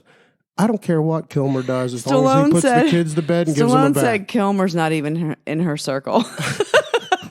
Probably not. Stallone's so right. He's got to get a pass every week to get in her circle. Dude, earn it. Earn it. When we were chopping it up, let me tell you how much of a bitch Uncle Randy is, goddamn. We were chopping it up over at Kilmer's this Sunday. Wasn't it Sunday? When we were in the driveway, sitting on their golf carts. So I go over there, and it's Kilmer, Honcho, Fire Marshal Bill, Mrs. Fire Marshal Bill, Mrs. Kilmer, Uncle Randy, kids running around the back. Guess who I'm chopping it up with? Mrs. Kilmer, Mrs. Fire Marshal Bill, Honcho, Fire Marshal Bill, and Kilmer are all in Kilmer's garage, taking orders from Kilmer while they're working on some sort of there's some sort of machinery. There's a mower. Here's they're the deal. doing. I've worked for Kilmer when we did the drains. Nope. He bosses you around, makes you his bitch. He's like, hey, you sweep, You sit there in case I need a tool. I'll do the heavy lifting. I want to get greasy. I'm going to cut myself. Y'all are going to hand me beers and be my bitches. So Fire Marshal Bill, honcho bitches, I'm talking to Mrs. Fire Marshal Bill and Mrs. Kilmer about the previous night's shenanigans. And then our child is calling me on your phone saying, Mom, bring me my tennis shoes.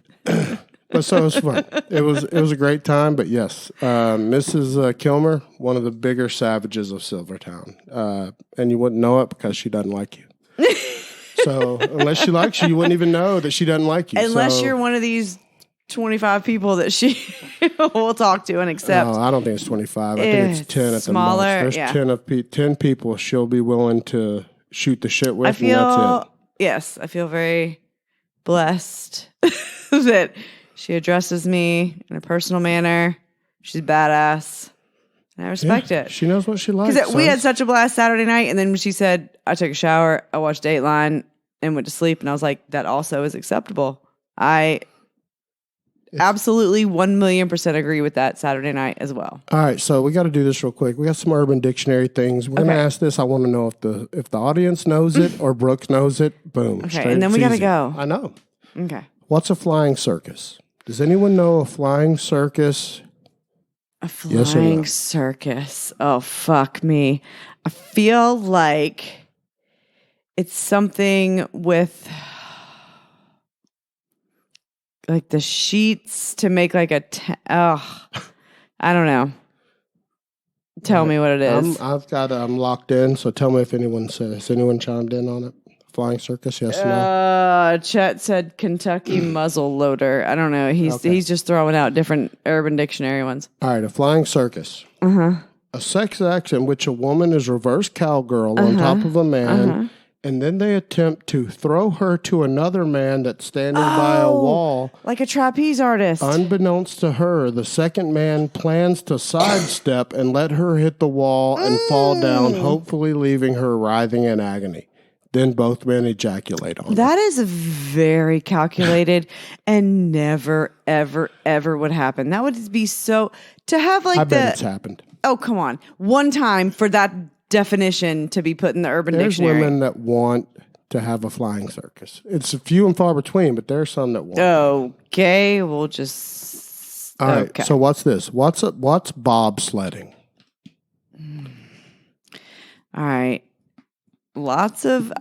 all I'm picturing in my head right now is that scene from Van Wilder where he puts too much fucking oil on her to massage her. And then he goes to like aggressively massage, and he slides right off of her, you know? When Taj... Yes. Or no. Yes. Yeah, his name was Taj, wasn't it? No, he was the guy from Harold and Kumar. Yeah, but his name was Taj in the movie, wasn't it? May have been Taj, yeah. I think it or was. Raj something. No, Raj is from Big Bang Theory. So I think it was Taj, and he put too much oil on her, and then he just slid right off of her. Is that what it is? No. Okay. Bobsledding is the act of laying the erect penis along the butt crack and essentially titty-banging the butt cheeks. Okay. This takes place until ejaculation, resulting in a winter wonderland. So it's a... Bobsledding. Double-decker, winter wonderland, and... Okay. That... All right, what's a Kentucky tractor pull? Jesus Christ. Kentucky tractor pull.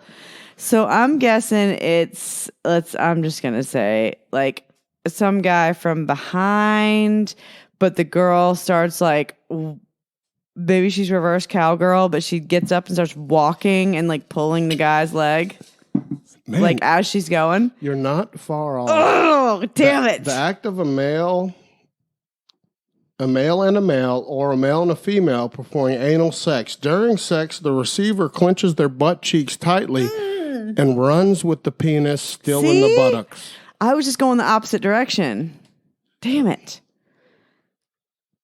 I knew what's a hot Richard? This is easy, sons. If somebody doesn't tell me what a hot Richard is, I'm out of here. A hot Richard? Is this like a steaming Cleveland or something where they...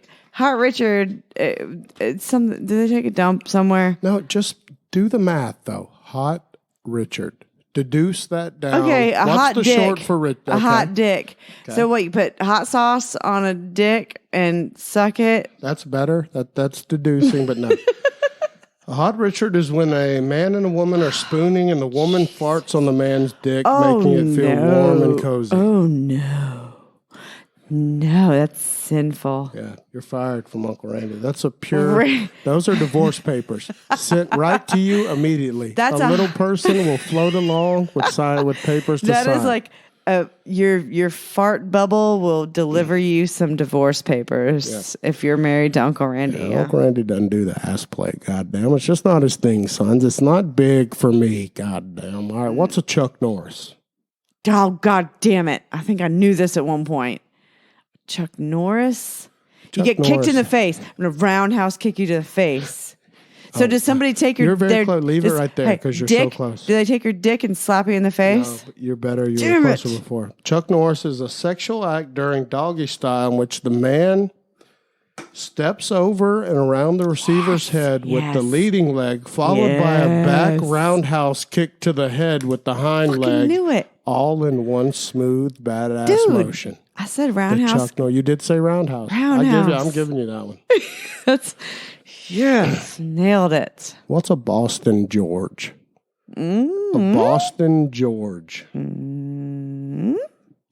This is Fire Marshal Bill's favorite. He told me personally he loves to give Boston Georges. I don't know why. I don't even know how to take that. I don't even know how to interpret things. I didn't know what it was, and then you incorporated Fire Marshal Bill, and I still don't know how to take it. No, actually, I'm lying. Benford Houdini loves to give Boston Georges. Okay, Boston George. So we're doing cocaine off their ass. There might be something involving the nasal cavity with. I'm thinking. Houdini loves the cocaine. Are you sniffing their fucking something off their tits? You got it. Leave it right there. Okay. No, you went too far at the tits. The act of ejaculating up a girl's nose, followed by her snorting the cum. Yes. Houdini loves this one. Houdini lives for the Boston George, sons. If you've been to Silvertown, listen, we would love to have you, goddamn. Come here. We welcome. We love you. Come here, move here. Be a champion. Yeah. But understand, Houdini loves the cocaine. Gonna do the Boston George. It's going to happen. Boston George. What the fuck does Boston or George have to do with that? Who cares? It's glorious. What's a Ted Nugent? If anyone knows this, Uncle Randy will give you $5. Who knows what a Ted Nugent is? And if you pulled one off, I'll give you $1,000. Ted Nugent. Cash. Is that you're locking a bunch of wild, gorgeous animals into a caged area and then slaughtering them? No. What is a Ted Nugent? It's a sexual act. You know it's going to be a sexual act. But I know. But he hunts within a caged area, though. But he cages them in and then hunts them. Because he's got a bunch of... So he doesn't cage females in and then strike them with his penis. That's not the Ted Nugent. That's not it. The Ted Nugent, something with a guitar. Do they... I don't fucking know. Do they act like they're playing the woman's vag like a guitar or something? Cat scratch fever? Yes. No, but I'm going to do a shot here to Ted Nugent. Do it. That's one quality I'm American. not doing a shot. Goddamn. Ted Nugent, son's right here. Stallone charged his phone just so he could come on and say that this podcast sucks. We fucking love you too, sir. We love you too. All right, so a Ted Nugent. Oh my God. Hey, legend has it, Stallone loves this one. He does this to Mrs. Stallone every night. No, because you can't come back from this. Okay. One. Ted Nugent is when you sleep with a girl and she gets up to leave the room. Nope. And you crossbow her in the back. What the fuck? That is not. So you murder her after she rides you into the unknown. What the Stallone fuck? loves that, dude. He's a creepy bastard. Why is that a thing in the Urban Dictionary? I don't know. There's not one person in this world has done that. I bet somebody Or maybe has. one, and then it got in the Urban Dictionary, and then they were like, okay, that guy's in jails for life. Or it could be also called the Daryl Dixon, by the way. It could be the Daryl Dixon. All right, so what's a moped? Jesus. I don't fucking know, man. I'll use it in a sentence. Yes, please. Jesus. We're at an hour and a half. Who do I want to throw out? Who have I not made fun of yet tonight? Honcho. All I can picture is Nacho Libre, like, ying, ying, ying. In Honcho's younger days, prior to marriage, Sure. he used to be known for having sex with a moped or two. Oh. This is Honcho. Mike Honcho. A moped would be clearly a low level, like, Boom. The least attractive yes. person you'd be willing to have sex yes. Like, with. yeah. Honcho took it where he could get it back in Jumping the day. on the grenade. Dude, I picture per Honcho se. back in the day with a big leather bomber jacket, big, thick, damn rope gold chain, sons. Honcho's powerful from Brooklyn or some shit. Just honchoing it out. Here's the deal. Honcho smells delicious most of the time, except for the night he showed up over here smelling like a Mexican restaurant. Normally, he smells very good. Because he just came from a Mexican restaurant when he came here. Okay, What is one an more. alligator? No, we got a few more. Oh, I got to get Jesus. rid of I these. gotta What's an pee so alligator bad. fuck house? What? An alligator fuck house. An alligator fuck house? The goat should know what this is. An alligator Okay, this is fuck house. Florida related, obviously. Alligator fuck house. An alligator son. Who's fuck done house. It? Who's done it? Is Jesus. I have no fucking clue. It's got to be something with Florida, though. Something in a swamp. I don't know. Or in the ditch on the side of a road. This one is so violent. Oh, I don't The like alligator fuck house. This is it. Do they something- get drowned? No, here's the deal. Y'all are all wrong. Kilmer loves this one. If you know Kilmer, tell me this doesn't reek of Kilmer. Jesus. A daring sexual maneuver, mid-coitus. Already. Kilmer bites the neck of the other person, locks their arms and legs down, and goes into a death roll, all while maintaining insertion like a downshifting car. That's Kilmer, sons. Every bit of it. Pour a little motor oil on him. Kilmer. Alligator fuck house. Kilmer's patented move. Oh, my God. Oh, fucking Kilmer. All right, what's an angel's touch? Something with the head, with a halo. Wow, you know that. That is very, very good. Drawing a halo with your semen. Angel's touch. No, you just left the planet Earth. Hey, why is it not? You were on the right course. I was on the right track. All right, an angel's touch. Y'all think about this for a second. This is so true. I never heard this until I heard it, but I think of this every time it happens. You never heard it till you heard it. Yeah, when you're peeing or shitting and your dick touches the urinal toilet where the other dicks have probably been. Okay, that's not even close to what I was saying. You were making it sound like... You said the tip. Oh. When the tip of your dick touches a public urinal and you're like, oh God, that's an angel's touch. That's not an angel's touch. You're That's touching disgusting. where all the millions of other dicks have touched. That is called AIDS. That is called contracting herpes. This is the best one, goddamn. Listen, Chet coined this one. This is Chet's personal favorite. I don't Chet lived this until he was 20 years old. This was his personal credo. You're going to make him get fucking a shotgun blast to the face when he walks in the door tonight. Chet was a saddlebacker. What is saddlebacking? Getting a state of Georgia tattooed on your caboose. Your caboose. Y'all don't know nothing about that. We haven't released Nobody the knows single what that yet, means but yet, it's but coming. inside joke, caboose. Saddlebacking. By the way, what they're talking about in the chats, if you're in there, Mike Honcho has a bowl from his previous marriage that he made when he was miserable and in some pottery class. Very well done. Some pottery bowl. He literally went to pottery class. It's beautiful. Yeah. Chet, of course, Sure. like any good friend, sold him right down the shitter and posted that for everyone. All right, so Chet, what is saddlebacking, which is synonymous with Chet? Saddlebacking, I don't fucking know. It's something with slapping fucking this side ass. I don't know. No, saddlebacking, this is where you can see it. So fitting for Chet. Chet's a young man. He's only 26.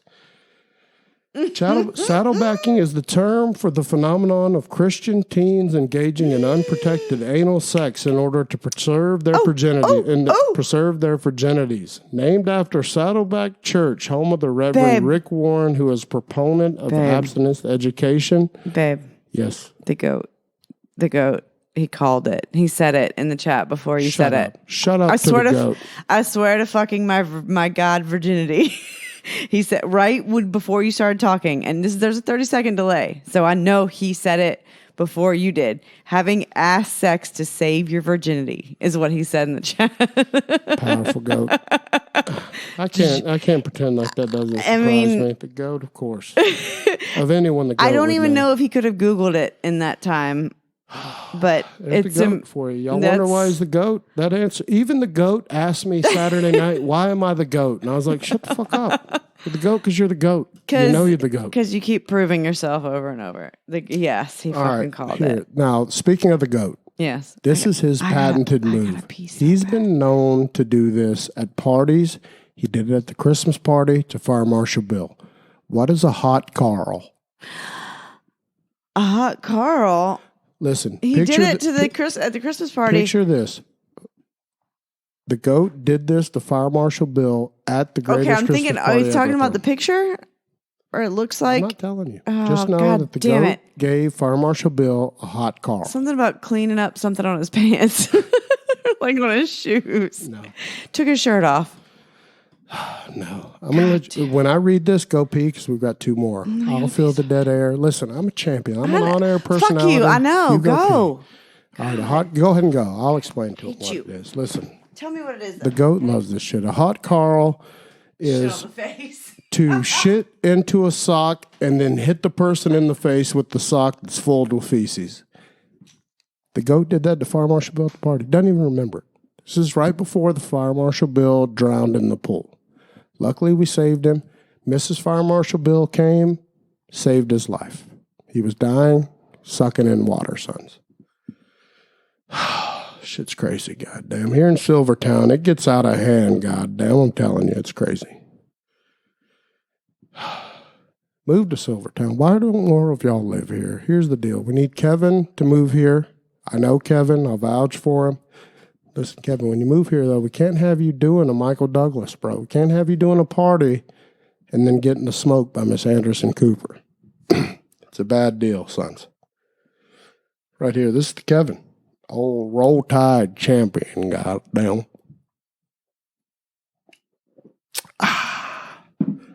The nectar's so good, sons, when it touches your lips. It's just so good. Yeah, so when the goat slapped the shit out of Fire Marshal Bill with his sock full of poo, it was glorious. I did not know that he did that. It was right gross. When I was going to leave, though, I saw that the goat had posted a comment that said shit on the face. All right. So, oh, my God. I feel so much better. Listen, we've all done this one, goddamn. Be honest, sons. Don't lie here just because we're amongst friends. Shut up. What is it? And then we got to go. What's a waffle stomp? A waffle stomp. Don't act like you all don't know. And somebody, okay, because the waffle makes me think of the vag for some reason, because there's the nasty fucking shit referred to. Make that as the waffle. Somebody stomp it on your fucking vag. No, that's assault. It's assault. A lot of these are fucking assault. No, Randal? A waffle stomp. That's Uncle Randy. Goddamn, what are you doing? We're going off brand. Fuck you. I don't always live the brand. I don't fucking call you Uncle Randy. No, you never have. You really never have. And I never will. No, you never will. It doesn't matter. Listen, Uncle Randy's a household name by now. Still never called me that. Okay, the goat says shitting in the shower. No, he's wrong. Okay. It's part of it. Okay. A waffle stomp. He's leaving out the stomp. If it's even close, shitting in the shower and stomping on it. You shit in the shower and then you proceed to stomp it down the drain. Because it makes a waffle. Yeah. And you're stomping it. Gross. Get it down there quick. What? I do that with my snot rockets. What about, no, you don't do that with your snot rockets. The ones that don't hit the walls. Your snot rockets, you snot them all over the fucking walls and the door of the shower and then let them dry up and then have me get in the shower. I don't see them. You got to remember, Uncle Randy got a useless eye. One eye, no good. Left eye, no good. I'm going to make a name for what that is. It's like the fucking ectoplasm shower. It's everywhere. I get in the shower. I spend 10 minutes scraping your dried boogers off the fucking wall. Here's the deal. I'm going to pull a Fire Marshal Bill. Here's the deal, all right? Just ignore the wife for a second. Let me tell you what she's really talking about. And she's got some credibility. Uncle Randy's been known to do a snot rocket or two. God damn, it's what I do. It's All right, I fine. clear up You're in the sinuses. shower. But here's the deal. Uncle Randy's boogers tend to be translucent at first. Whatever. No, I'm proving you right. Because like when I got in tonight, they turned from translucent to a very fluorescent, like yellow-green. When you got in the shower, yes. I'd already taken a shower and spent And 10 you minutes. spent 10 minutes scraping them like a champion. And there were still some? Oh, there were still a few. Yeah, because I literally was like, this is disgusting. I'm going to vomit. Half my shower Gotta spent do snot rockets, son. Gotta teach him, young. scraping my husband's boogers off the fucking wall of the shower. I was dying of the Rona last week. Goddamn, I had some very weird gray boogers, son. Hey. Why were they gray? Why do you have to just like snot rocket it all over the walls? Maybe use your other hand to catch My it. nose is so bad. It's violent. It's violent. Catch it. We got a couple more. We're done. This one makes Uncle Randy tingle inside. I'm worried. Makes you tingle like you want to do it? No, this one literally, we were just talking about this on the golf course the other day. Jesus. The goat I don't want to know. loves this one. Does it intentionally, which is weird. I Kinda don't want to changes know. the whole name. I don't want to know. What is the Midas touch? What's the Midas touch? Where have you heard that before, guys? I'm gonna do a it's little tires. show of the Whitney here. Do you run somebody over with your car and then come in their face? I don't know. I want to know how the fucking waffle stomp is at all sexual, by the way, because it's not. It's not. It's just disgusting. It's just fucking gross. Midas touch. It's a gold. It has something to do with gold. It's so funny listening to you. Because most of the time you're exactly where I would go. It's so right. If I didn't already know, we are the same person. I would go right where you go every time. I don't fucking know, but I'm worried. The Midas touch is the accidental tipping of a finger with poo when wiping one's anus after dumping. Damn it, I fucking knew that actually. I Midas fucking knew touch. that. I'd heard that before. Damn it. Goat loves the Midas touch. He says he does it on purpose, which is weird. Just play with your own ass, bro. Whatever gets you there, goat. Oh my God. No, it's not playing with your own ass. It's an accidental. The goat's got a very healthy sexual appetite, son. Okay. He's the goat. Most of these are not sexual. It's just gross. Old finger rubbing old One ass more. tore through the tissue. Randal, Larry, Randal, I'll Fowler. tell you how many more. I've set this up in advance. Oh my God. We've got 3 more. Okay. You said there was 2 more, like 3 I ago. didn't really look, though. Now I've really looked. There's 3 more. This is one of 3. Go. 2-hour podcast. This one is so good. What is a lumpy Barney? Gross. I don't fucking know, but it's gross. What's a Something lumpy purple. Barney? It's got purple in it. Why purple? Oh, from the Barney, dinosaur. the dinosaur. It could be Barney though from Or How I Barney Met Your Stinson. Mother. Barney Yeah, Stinson. yeah. Legendary. That's good shit. though. Barney That's Stinson. Purple. I would have went with Barney Stinson. I wasn't even thinking of the dinosaur, but yeah, that makes sense. Lumpy Barney. So neither one of those makes sense. Barney Stinson or Barney the dinosaur. No. Then You're where the never fuck gonna is is it a Blarney or Barney? Barney. I don't fucking know. B-A-R. Then. No, you're never going to get it. Then I don't fucking know. Did anybody chime in? No. Because I'm behind on this. No. I'm disappointed. All right, a lumpy Barney. Everybody's fucking checked out, A babe. lumpy Barney is the physically impossible act of defecating without peeing. Nope. Also known as the Ches Rosterfield. Although impossible, this act must be labeled. So if you can take a poo without dropping a squirt of piss, that's a lumpy Barney. I don't think it's possible. Okay. No one has ever taken a poo and not squirted out a squirt of piss. Why did somebody name that? And why is it the Lumpy Barney? I mean, I get the lumpy part, but what, Barney? Is it the guy that's the first guy that did it was named Barney? I don't know. It's incredible though. The Urban Dictionary is a whole new world, son. So if y'all haven't just went and fucked around in it, It's like incredible. it's like the dark web. It is incredible. It's a like lumpy Barney. Are you kidding me? Okay, go. All right, 2 more. Oh, tired.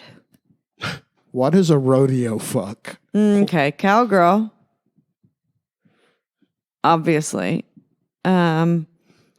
Where somebody else is trying to like she's jerking somebody else off while she's cowgirl on you. I don't know. You are so used to this podcast that you go straight to the gutter. You go straight to the filthiest possible avenue and just surpass the already cruddy definition. Of course I do. And it's already bad enough, but you ruin it because you go so far past it. This is another one of Kilmer's like patented moves prior to being married. Okay, then what is it? Listen. A rodeo fuck? How is it not what I said it? Y'all don't know. They're wrong then. When Kilmer was in middle and high school, sons, he was a sexual deviant, all right? Just understand. Kilmer back in the day, rascal. So he told me one day, he was like, Unc, my move used to be the rodeo fuck. I was like, what a weird guy. Okay, I'll note that down. Does that have something to do with having your elbow up? No, so when Kilmer would have sex back in his middle and high school days. The goat might have called it. What'd he say? He said, from behind, grab the titty and say you're the worst fuck ever. Very close. Okay. Just a different version. Very well done. But what Kilmer preferred to do. Okay. What did Kilmer was Kilmer would enter a woman from behind or a young lady of his same age, whether it be middle school or high school. Oh, gross. Enter her from behind, wrap one hand around and firmly grab her breasts, bend over and whisper in her ear, your tits feel just like your sister's. And proceed to proclaim thrust for a full 8 seconds. What? Oh, the 8 seconds. That's the rodeo part. I was going to say, where the fuck does the rodeo come into this? But Well the 8 done seconds. on your tits feel just like your sister's. Wow. Fucking Kilmer. Hall of Famer, sons. Sure. Hall of Famer for so many reasons. Why are you fucking throwing Kilmer under the bus so much? He's done nothing to you.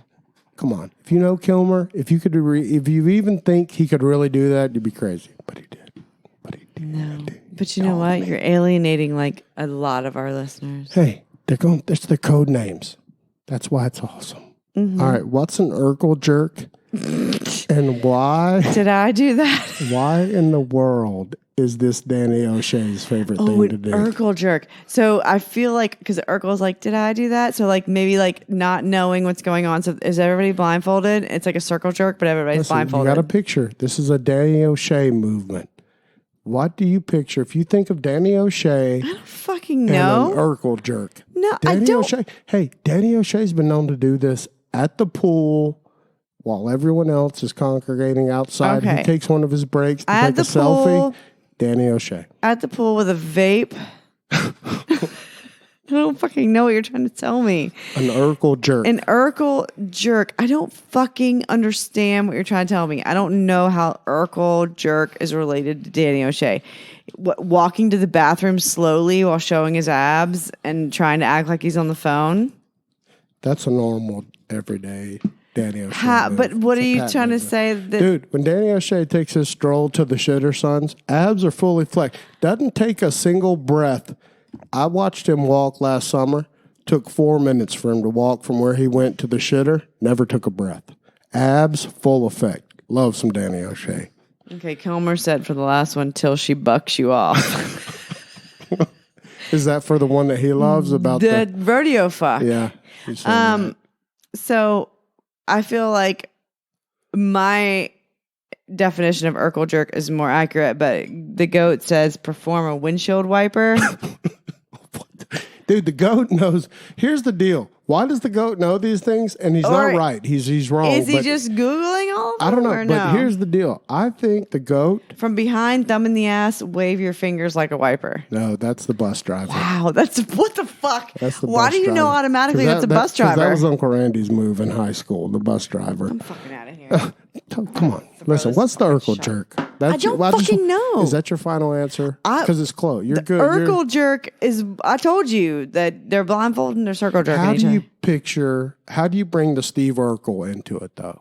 If you're pulling the pants up. Okay, so that's so he pulls his pants up and walks to the pisser. Did I do that? Did I do that? That's good. That's all I think. That's fair. Hey, actually, what it should be is yes. The guy banging a chick, blows his load in her, pulls up his pants and says, Did I do that? That would be the true, but that's not what it is. But that should be, so I'm going to give you the win. What I've gotten all these wrong. Is Danny O'Shea jerking off while looking in a mirror when he's dressed as Steve Urkel. That's the American Psycho minus this dressed like Steve Urkel part. banging a chick looking in the mirror. Can you picture Danny O'Shea, though, going into the bathroom at the pool, having like a little stash of Urkel clothes, putting them on real quick, jerking off and being done? You threw me off with the Danny O'Shea part. Totally. I haven't given him enough smoke yet. I've given everybody else one. But like, that totally threw me off. But he is also the one that goes to the bathroom mysteriously once an hour on the hour. Every 50th minute of an hour. He's not pissing in the pool. No, but he's also going to show the You know what, though? Abdominals. I'm confident he's not pissing in the pool because everybody else that's out there slamming beers all day, not going to the fucking bathroom every hour. Pisses all over the pool. He's told us. He's told me. Clearly pissing in the pool. So Danny O'Shea is being respectful. He does not piss in the pool. So that needs to be okay. But he jerks off in the men's bath. So, but the dressing you gotta pick your poison. I'd rather him jerk off in the bathroom. The looking in the mirror while you're banging is American Psycho. They just threw on that dressing. Who does that? Nobody does that. Not one person has done that. All right, sons, that's all of them. So oh my God, we're done. I gotta give it to you. You did better on this one than you did the first one. No, I didn't. Yes, you did. You got like 2 out of 1,000 tonight. The goat. Hey, listen, goat's wife, you need to talk to him. He knows too much about these urban dictionary things. I've never heard of them. The goat knows everything. She's done them on him. The goat is a rascal, sons. He's the goat for a reason, goddamn. And Kilmer, too. What the fuck? How does Kilmer know? Kilmer? Down low rascal. Dirty. All right, folks, we're going to let y'all go. Let you get out of here. Hell, what is this? Is this Wednesday? Tuesday? It's Tuesday. Is it Tuesday? All right, have a good Tuesday night. Fucked. We're going to go home. 2-hour podcast. Hey, we're going to go home right from here, which is right next door. We're going to go home. We're going to go home, watch some TV. Hell, you all remember, though, Silvertown rolls deep, goddamn. We go together, goddamn. Why's my elbow falling? What happened right there? Missed the whole thing. Hey, Uncle Randy goes deep, all right? Listen, yes. 43 years old. My 42 years old, God going deep at 20 years old. Whatever. Hey, whatever. That's what I do, son. Champions right here. This is where we live. You all, go fuck yourselves. Hey, call your mother-in-law. Tell her you jerk off in the bathroom while you look like Steve Urkel, like Danny Give O'Shea. your mother-in-law a Steve Urkel or whatever. No, Urkel.